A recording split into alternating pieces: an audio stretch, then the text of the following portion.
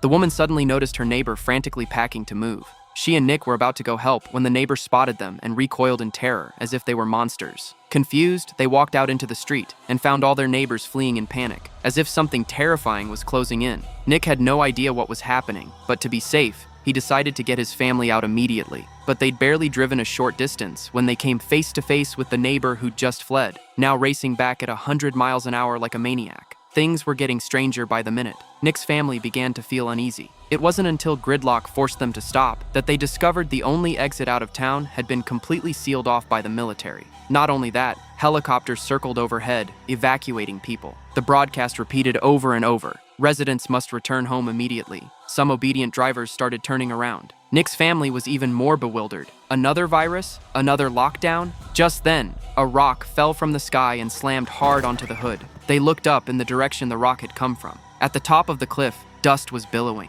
A thunderous roar tore through the sky. 2 fighter jets screamed overhead, slicing through the clouds like blades, heading straight for the quiet little town where they'd lived their entire lives.